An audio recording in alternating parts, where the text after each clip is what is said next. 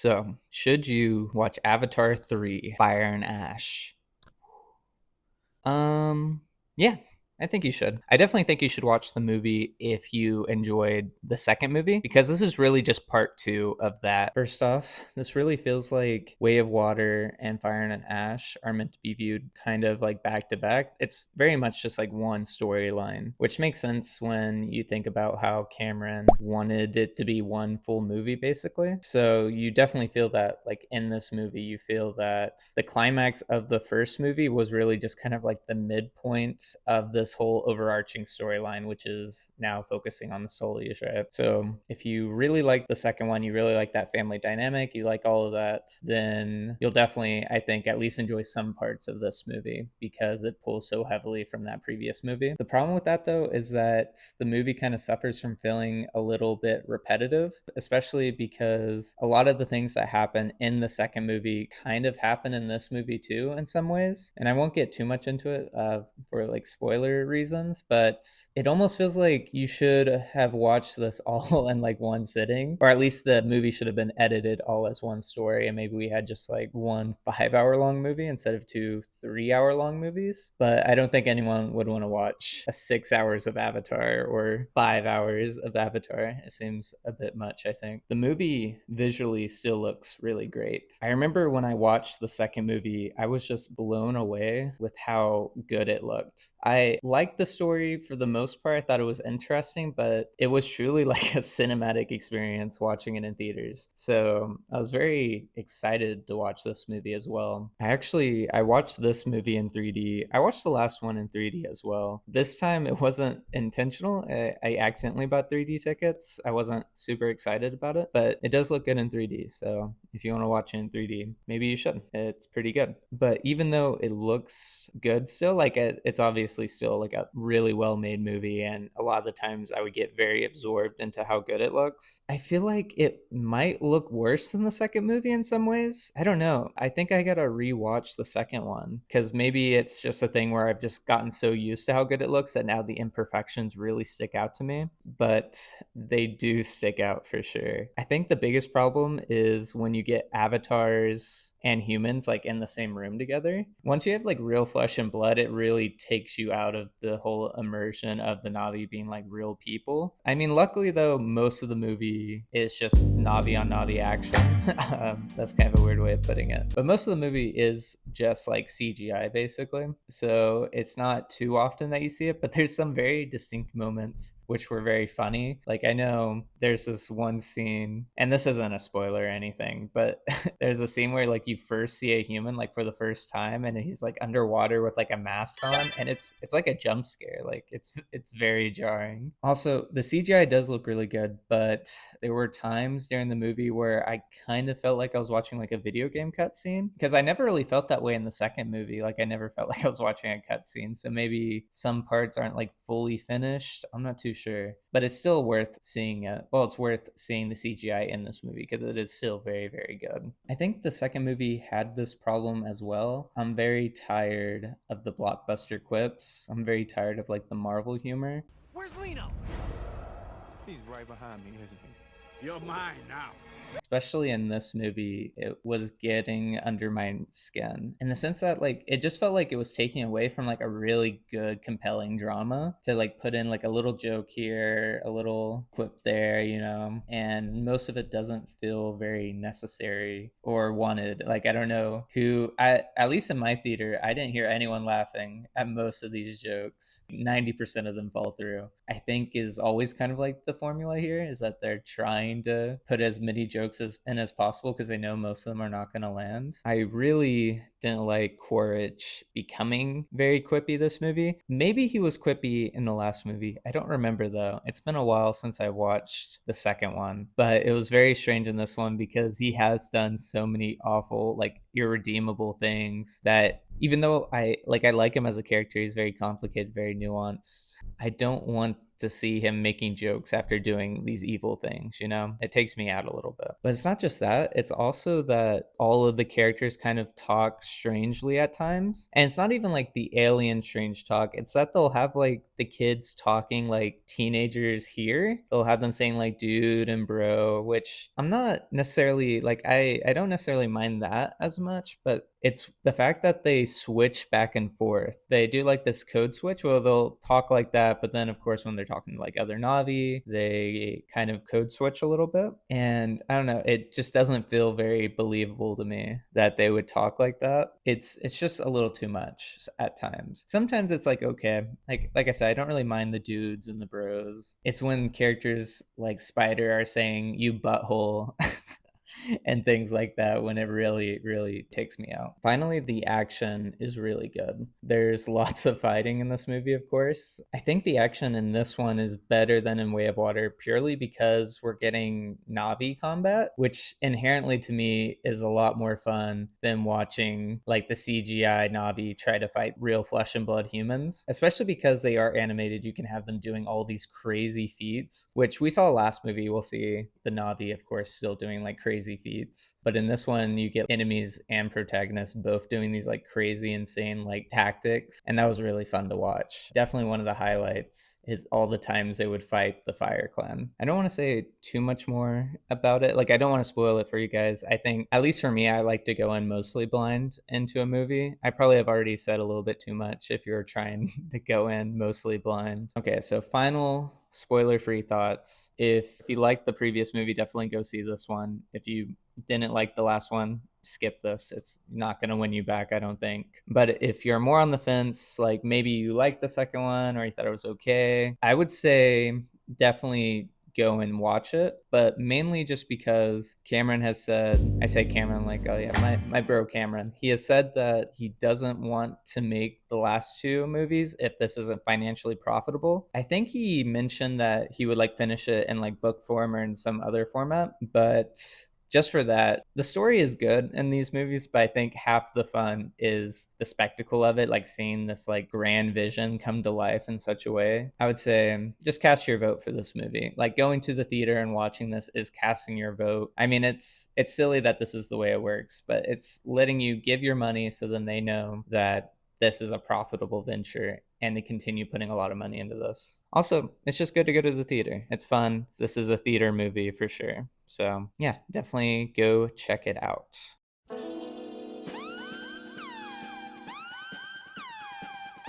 Warning, warning, warning, warning. Okay, let's just get right into it. And I kind of want to begin with talking about the plot of the movie a little bit. And mainly because the plot is my biggest gripe. It's repetitive. It's very repetitive. It takes what was good about the first movie, like the whole Quaritch. Like the whole Quaritch taking the kids hostage, like trying to draw out Sully. That was all pretty good in the second movie because it's the first time we did it, right? But this movie, it takes that same formula, and I swear to God, we get like 3 different instances of them using it in this movie. So this is the formula. Sully has a battle with either the humans or the Fire Clan or whoever he's attacking. One of the kids gets taken hostage, or they fuck up, or they do something that gets them into trouble. Sully has to come in. And then if it's Quaritch, if he's holding the kids, there's like some sort of standoff because neither of them want to kill each other's kids. And there's only so many times I can see the same thing play out. And not just one movie, but in 2 separate movies. It's just very tiring. And I don't know what they're supposed to do. Like, I don't know what the better alternative is, but we just keep running into this same like clash between Quaritch and Sully, and it's always about family, and it's always about his kids versus Spider. And not only that, but even some of the fights feel very similar. Like there's specifically at the end of the movie when they're fighting on the ship, I was just getting deja vu. I was like, damn, we did this exact same thing in the last movie. We had the exact same climax. We just got to find new ways ways of getting Sully involved in the action. Maybe like different things can happen to try to like get him out and into the fight now that he's more willing to fight. Also, I just want to talk about like literally the worst line I've ever heard in my life. So it comes after the scene where they're about to fall into the vortex or whatever, and it's Quaritch and Spider. They both fall down. Quaritch is like holding on to Spider, right? They're like holding on for dear life. And then of course they have this like really nice moment where Sully saves both of them. They both get up there, they're all panting. And I just don't know why they kept this in the script. He goes, well, this is awkward. What are we gonna do now? We gonna hold hands, do some kumbaya bullshit? What are we doing right now? That's probably the most egregious example, but that is where all the quips kind of have that same feeling about him, where it comes out of nowhere. Like it doesn't feel right. It doesn't even seem like something the characters would actually say. It's all very, very strange. Avatar is a very long movie. This movie is also very long. The second movie was also very long. But not only is it long, it's also dense. A lot of stuff happens in this movie, and that's also why I feel like I have a lot to say about it. I was wanting to do just a quick review, just kind of like get my thoughts out there. And then as I was like writing down all my thoughts, I was like, oh, there's so much stuff that happens in this movie. I mean, there's so many characters, and every character kind of has their own moment, their own time to shine, I guess, which I like. I really like character focused stories, and this is definitely a character focused story, but it also has like this really amazing backdrop of being like on Pandora. Like I love the culture of Pandora. I love all the Navi. It's all very, very great, but it's still long. I'm trying to think what what would be the best place to go pee, because I suffered from having to pee all through like the third act. I didn't want to miss anything. I wanted to be as locked in as possible. Any scene where they're talking to the humans, like if they're talking to like the CEO's son or whatever. I don't even want to talk about that guy. That guy was so annoying. I mean, no offense to the actor. I'm sure he's a really cool guy, but his character is just not needed. And everything he said was just stupid and could have easily been cut. But yeah, anytime that guy is talking, go pee. Yeah, it's time. Definitely go piss, girl. And with the discussion of it being like a longer movie, I feel like you also gotta think, does it need to be this long? And I think in this case, there's definitely a lot of things that could have been cut. This movie is like 3 hours and 20 minutes long, I think. And we definitely could have gotten it to below 3 hours, I think. No matter what, this was going to be a long movie. There's just too many characters. Or I personally don't think it's too many, but there are a lot of characters, and they all have a lot to do. They're all very important to the plot. The Sullys are a very well-defined family, and they all have very clear character arcs, which I'm kind of gonna go into like throughout the rest of this review. So we start the movie, it's continuing right where like we left off in Way of Water. We're in this grieving process. All of that is really good. I like the narrative device of Loak. It's his voiceover narrating the story a little bit. It seems like we're listening in on like his journal. That might have been in the second movie. I really don't remember. I should really rewatch it and talk about it. But yeah, I really like that. I mean, he was kind of the main character of the Way of Water. So to have him kind of still be the main character, at least in spirit, is nice, though he's really not the main character of this movie anymore. I think Spider is the main character, I guess. He has the most focus on him, as we'll get into later. But the grieving of the brother,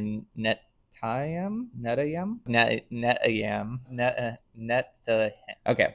The grieving of the brother, that was all really good. The acting is phenomenal. The way they're all kind of processing it is very interesting, especially because like all of last movie, you get like Sully stick together, Sully's never quit. They have these very strong moral values, and they have a very strong family identity. And then after the brother's death, they become very split up. And that's true in the sense of their arcs. Like they have very separated arcs, but also just in the way they kind of treat each other. They feel a lot more separate. They still feel like a family. And especially by the end, they kind of make their way back to what does it mean to be a Sully? Like, what does it mean to be a part of this family? What are we trying to do here? But at the beginning, yeah, the grieving process is hard, and it's like singling them out. The tensions are high. We're continuing with personally like one of my favorite plot elements from the last movie, which is Neytiri's hatred of Spider. She chose, obviously, not to kill Spider last movie, but that's still weighing on her mind, especially with the brother's death. I mean, she says straight up in this movie, she's like, I I wish I killed that kid. Like,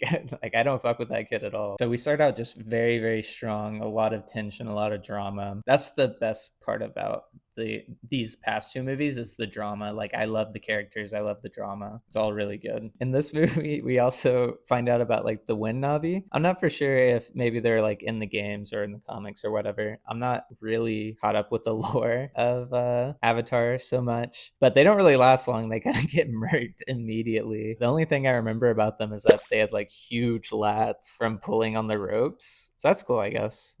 Pretty dope. So while we didn't get a lot of the Wind Navi, we did get a lot of the Fire Navi. And the Fire Navi are actually just like insane. They're self-sacrificing. They're like blowing themselves up so then they can destroy these Air Navi. It's all very cool. I will say that. Like I said earlier, the action in this movie is very, very nice. And part of that is because they're fighting so dirty. It's like just very fun to watch. So now I kind of want to talk just more specifically about each of the characters, because that's really what this movie is all about, is like each of these characters really continuing their arcs from the last movie. The plot is okay, but the plot's still like the same. The humans want to colonize Pandora. This has been the plot like the past three movies. That's the main antagonist, right? So where the story really gets interesting, at least for me, is in how these characters are living. Like, how are they living like kind of as aliens, as like children of both worlds. It's very strange. They have a very unique dynamic, right?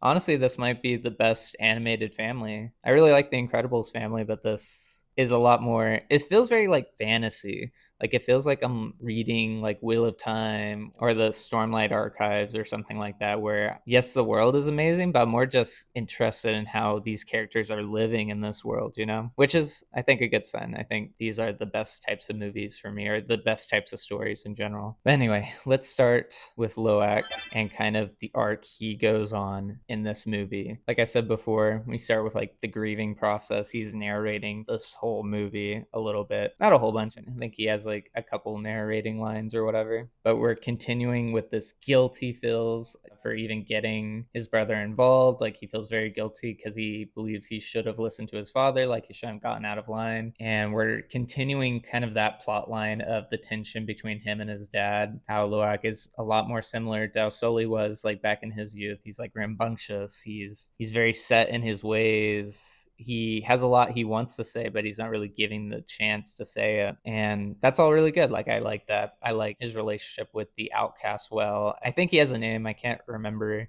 what his name is. There's that whole conflict with him being like sent back to his birth home just because he wants to fight. All of that's like really good. I think the thing is that Way of Water was heavily focused on like the welling and all that. And in this movie, that's more of like a back burner. Like, it's still happening. We're still getting like plot developments for that, but it's definitely not the main focus of this movie. And so because of that, Loak is also not really the main focus of this movie. And there's so much happening in the movie that you can actually kind of forget what's happening with some of the characters. At one point, he's going on this very spiritual journey to find the outcast. Like, he's going over these waves. He's doing this all by himself. It's a very powerful scene, honestly.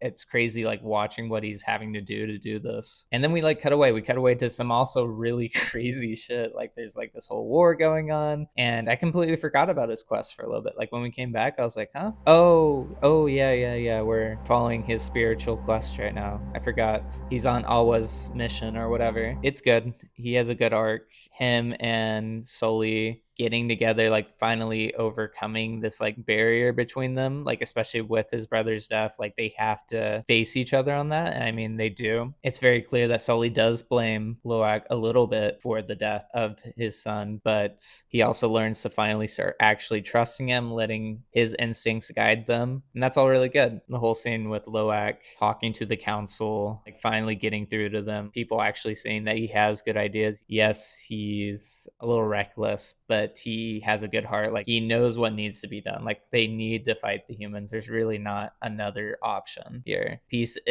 was never an option when humans are wanting to colonize. You gotta fight back. Cool. Can you give me a sec? Alan, we are so...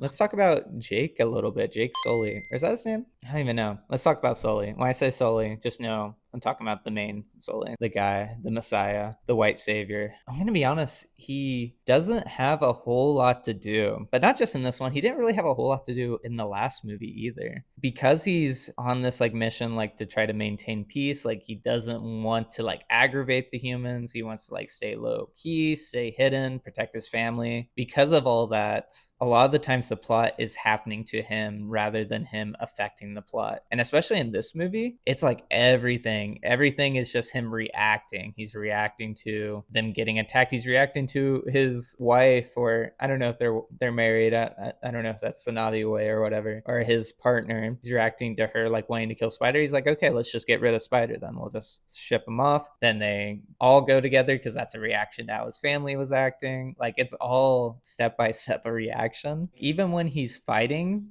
the plot really only moves forward if someone else is doing something, except for the one really big thing he does, which I'll talk about later with Spider. I mean, yeah, it's crazy. He just doesn't have as big of a role to play right now. In the next two movies, I'm sure he will be more of a forefront, as he's now like the warrior again. He's going to be on the front lines even more now, right? So he'll have more to do later. But honestly, that's okay. The main characters are the family now. So, I mean, I wasn't really ever super attached to him anyway. So I don't really mind him taking a back seat on most plot elements. So let's talk about the main villain, the guy who's supposed to be the main villain in all 5 movies, Quaritch, right? Quaritch, the Colonel, Quaritch.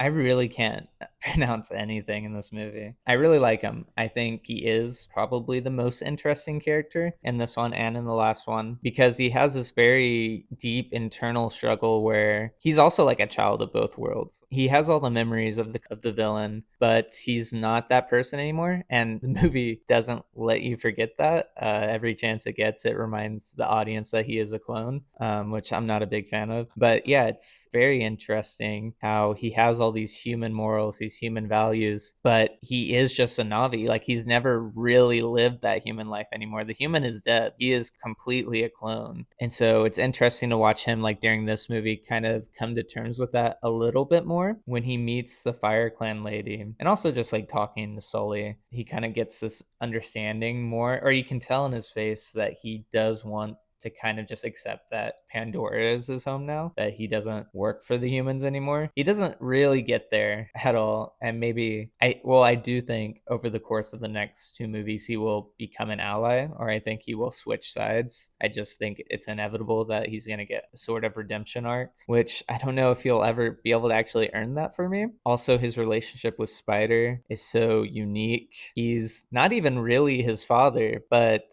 he can't, like, he does play sort of that fatherly figure to Spider. It's interesting because Spider is still a human, so even his father is a Navi. I'm sure that can be quite othering for Spider. I really like how he will do anything to Spider. For some reason, like that's his rock right now, is that he's never gonna betray Spider. He's always gonna put him first. I like that there's that fatherly love going on, even though in every other aspect he's just completely an asshole, like literally the worst person ever. That's fun. I like that a lot. What I don't like is his comedy in this movie. It didn't work for me at all. It was actually quite annoying, not good, not fun. And I'm also not sure how I feel about Sully and his frenemy situation right now. It's strange. It's complicated. I don't know. I find it hard to believe that Sully would even have this sort of dynamic with him. But it's also fun watching them do it because they have like really good chemistry in this movie, surprisingly. Or not even surprisingly. They just have always had really good chemistry. I also wasn't expecting there to be so much sexual tension between the Colonel and Varanga, the Fire Clan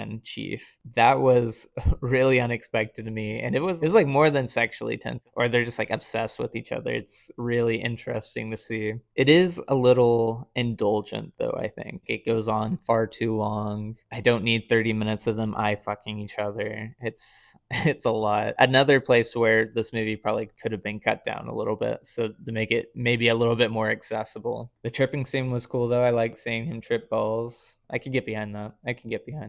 Varang is a very gross and evil character, but she is fun to watch. Like, she has a level of charisma about her that is very intoxicating and very fun. It's the very stereotypical masochist seductress who's like dominating this normally very powerful man. It's all kind of a trope. And also, it feels like maybe Cameron might have a thing for the Navi. I don't know. It felt just a little bit too sexual, a little bit too sexual. But the thing that really freaked me out with this character was the way she would take the hair thing. I don't even know what they're called. And she would use that to like violate her victims. And if there's one thing I really remember from the first movie is how they really made sure the audience knew how intimate connecting with someone like that is. I mean, of course, it's related to sex a little bit, but it's also just combining your consciousness like that. It's a lot. You're really violating someone's space by doing that. And every time she did it, it made me very uncomfortable. That's kind of what a good villain does, is that she does make you uncomfortable and a little bit on the edge of your seat. You're like, oh, what's she gonna do now? Like, she's crazy. She's a loose cannon. Other than that, though, I find that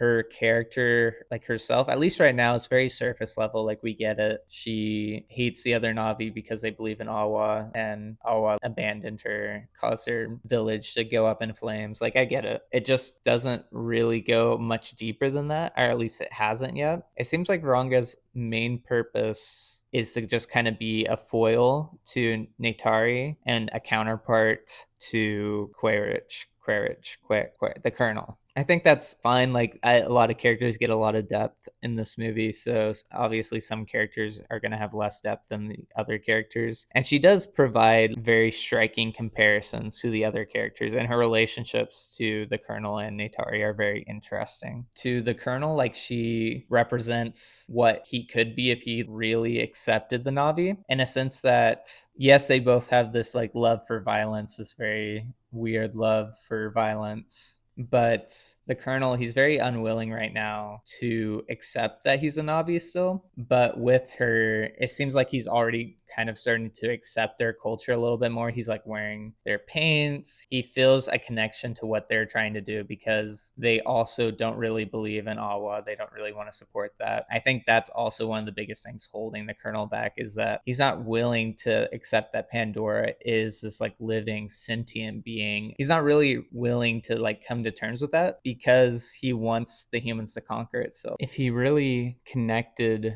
to Pandora, if he accepted the spiritual nature of everything that's happening on Pandora, I think that's probably when he'll actually start to get a redemption arc or some sort of storyline where he's like coming back or accepting that he's not the soldier that he used to be. So I definitely think this relationship with Varang, I think it's going to end in flames. No pun intended. And then to Neytiri, Varang kind of represents what her hate could actually lead towards if she let it fester, she let it like consume her in the same way that Varang has let it consume her. Also, I just like that they get a lot of interaction in this movie, and every time they go at it, it's just really fun to watch because they're both very, very powerful warriors. Neytiri specifically has a really interesting and moving arc during this movie. I mean, really during both the movies, but you know what I mean. And it wasn't really something that I was aware was brewing inside of her. I mean, of course, I knew she really hated the humans. I mean, that's like kind of the whole first movie, is that she grew to at least like Sully. She grew to at least like this one human avatar. And then she also chooses to save Spider, or not kill Spider in the last movie. But she still has that resentment like inside of her for it. I just didn't realize how deep it went. And they made it very clear in this movie with her, not even her monologue, Sully's monologue, about how like deep down she actually, like, she still feels a level of hatred, not just for Spider, but for even Sully, for Loak, for Kiri, for Took.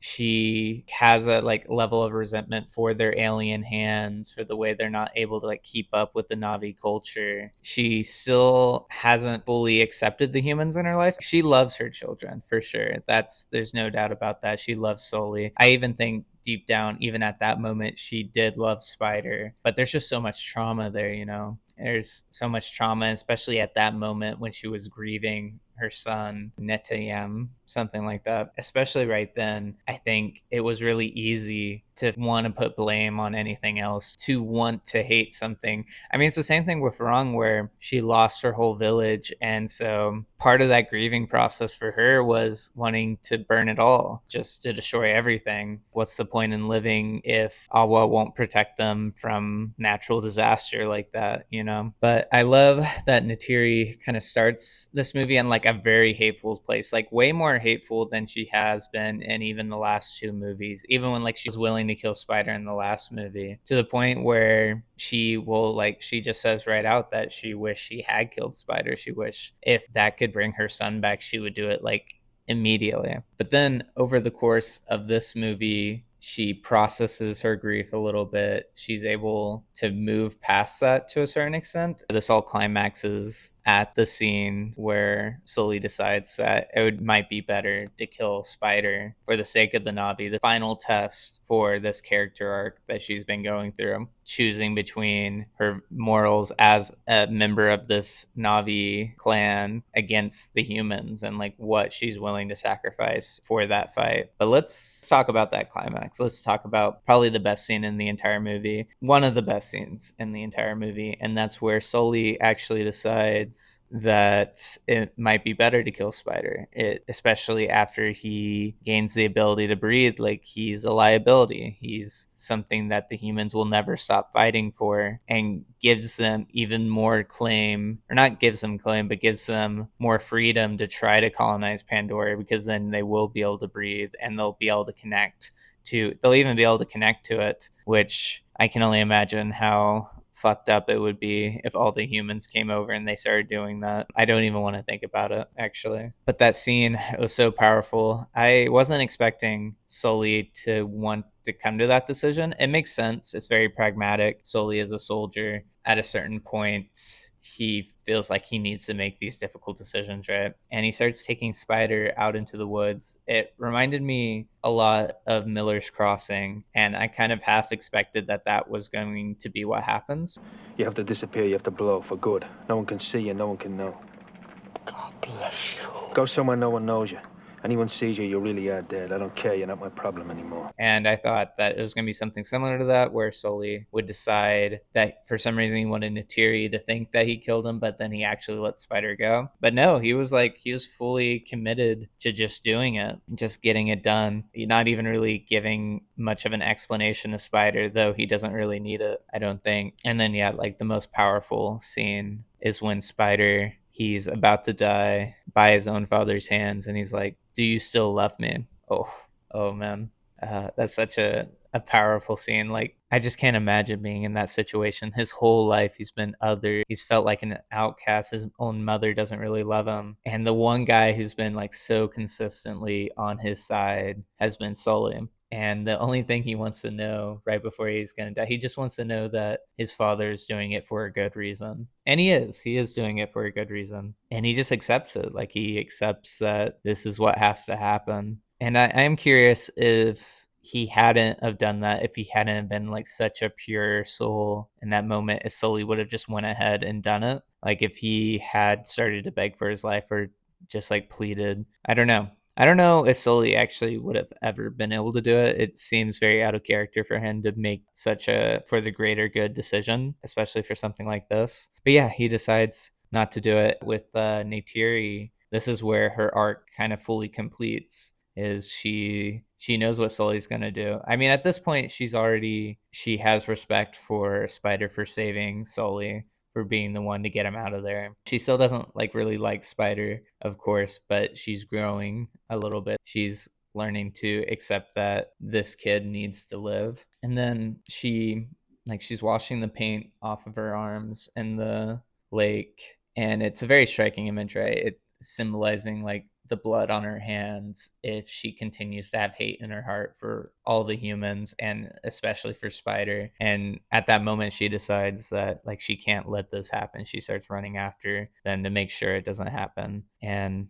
baby, that's cinema. That's cinema right there. I really enjoyed that. I really, really liked that. So it's a really nice culmination, I think, of everything that's been happening with her character, for sure. And now I feel like we gotta talk about the elephant in the room, which is Spider himself. And I said earlier that Spider is definitely like the main character of this movie, or at least the most main character out of all of them, in the sense that the plot very much revolves around him. Like we start out the movie with this another visual metaphor with his face mask, like it keeps dying, he keeps having to replace it. It's just one physical aspect of a lot of different things that are keeping him from fully connecting with the Navi community. And then that also becomes like the impetus to like try to get him back to the forest, get him back to a place where he can just live as a human and be with other humans and things like that. And I really like Spider. I like Spider as a concept.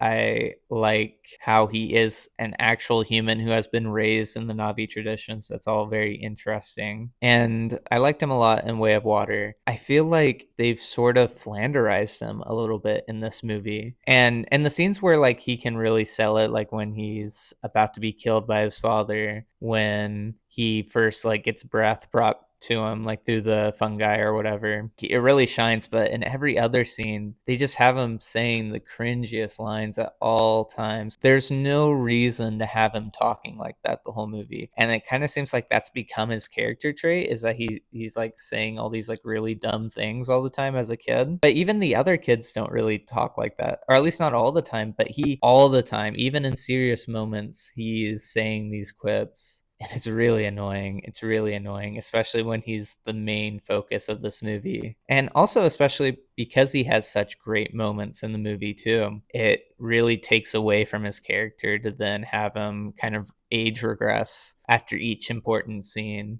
But yeah, I think Spider has a lot of great scenes in this movie. Of course, the scene where he does get his fungi from Kiri, or she like connects to the planet, or to the moon, I mean, and manages to help him. That's all very powerful. I was grinning ear to ear while it was happening. I was just really happy for him. Especially at the beginning, they really punch in again that it's really hard for him to live in this world. I think they don't necessarily go into it as much in the second movie, but in this one they make it very clear that him not being able to breathe is a really big problem. It's really not great. So I'm just happy for him, happy that he's getting to finally connect to this culture that he's grown up in. Like it's really nice. It's really touching. I like that not only can he breathe the air, but it's almost like symbolizing he's gotten accepted by Awa. He even gets like the tail so he can connect. It's all really amazing. And I think at the same time so that's happening is that I think Kiri also fully accepts him. I think before that there was some tension between the two, romantic tension, I mean, but I don't think either of them fully thought they could commit because they were so different. And now that's possible. It's not only possible, it's basically canon that they are a couple or a thing. They're going to get together, I assume. Another thing is that he is the centerpiece of a lot of the plot and drama in this movie, but he himself doesn't get to have a lot of character growth. He gets like the things happen to him. He gets like to be able to breathe. He gets to connect more with Kiri and the rest of the Navi, right?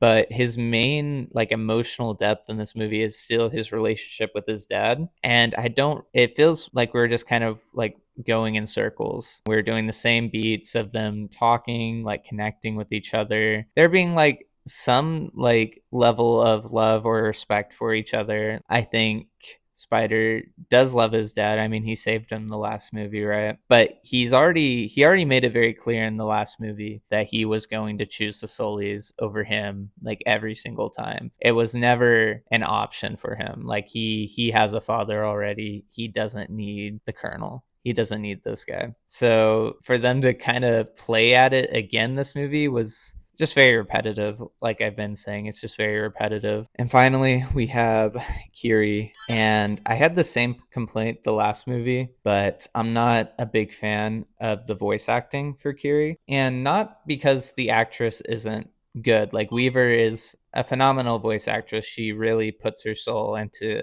Kiri's performance. But it's really hard to suspend my disbelief when she sounds like an older wise woman because that's who's voicing her, but she's meant to be a 14-year-old kid. It makes it really hard to get connected like that for me. And there's a lot of scenes where that's all I could think about. It's like, oh, this does not sound like a 14-year-old. And on the things she's saying, she's like talking like the stereotypical kids are talking in this movie. But honestly, that makes it a little bit worse because now it sounds like an adult trying to be a kid, and that also doesn't really work for me. And I get it. Like, I get that she's a clone of the original actress or the original Avatar, right? Like, I understand that. And I understand that she also kind of has, like, she's like this Force baby, basically, right? Like, she has this ancient connection to Awa. There's like a purpose for her. So she kind of has that feeling of being ancient and different, but it still just doesn't really work for me. I can't really buy it. I think if you're going to have an older voice actor like that,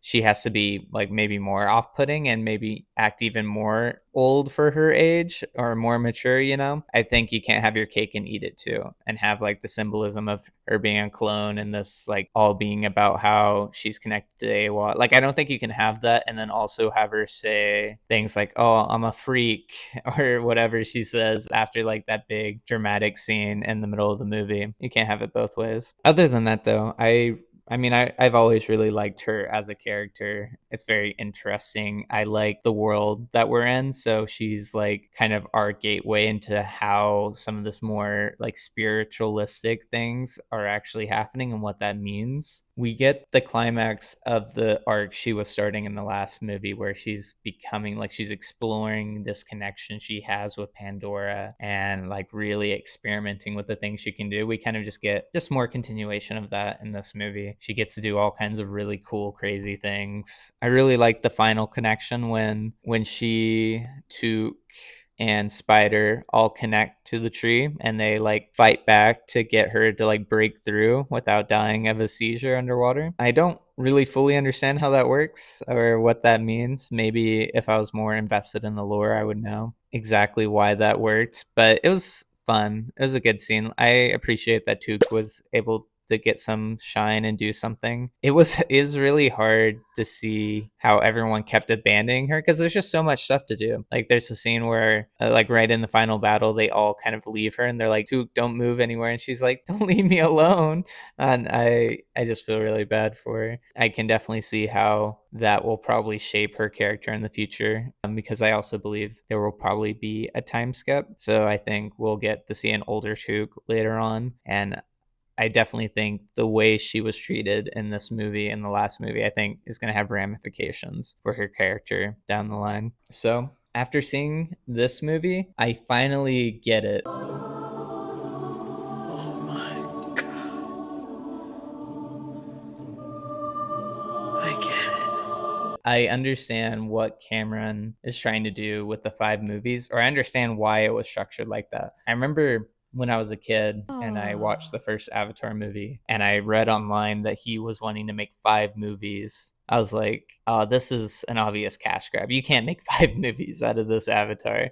Like, it's actually insane. And then when the second movie came out, I watched it and I was like, oh, okay, this is just like completely different. And some people loved that. Some people hated it. I personally really liked it. But now I kind of get it. The first movie, it's more like a prequel. It's a prequel to the real family story that he wanted to tell in the 2nd through 5th movie. The 2nd and 3rd, they're kind of meant to be one storyline. And then the 4th and 5th are probably also going to have that same feel of being like one storyline. I personally believe, especially with the baby that was born at the end of this movie, I think there will probably be a time jump between the end of this movie and the next movie. Maybe not as long of a time jump as the first to the second, but maybe like a couple years, 3 or 4 years. I think we will get like more aged up, mature versions of some of the characters we've been seeing, and then maybe a slightly younger version of that baby will be a factor in whatever is happening in the story. I just really hope we get to see what happens next. I am invested in the characters at this point. Like, I'm not going to say this is a perfect movie or anything, because it's not. I have a lot of complaints, as you can see by how long this video has been already, but I like it still. There's not really many like just very original, like expansive universes happening right now. Everything seems to be a reboot or an adaptation, which I actually don't mind adaptations. I have very specific opinions about that. It's just nice. It's nice. It's still a blockbuster. It's huge. It's a phenomenon, but it feels very real and authentic. And I'm curious to see where it goes next. I'm a sucker for cool world building and good character writing. Overall, this is a solid 3.5 out of 5.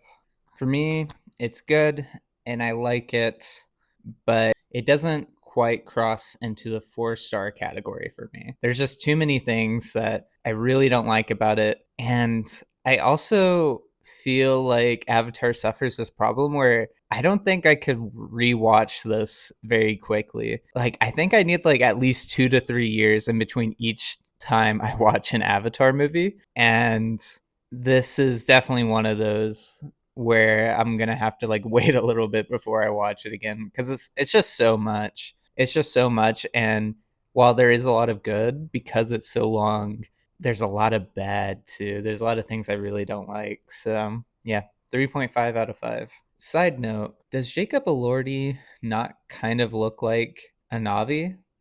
Like, like look at this. Look at this. Something to ponder.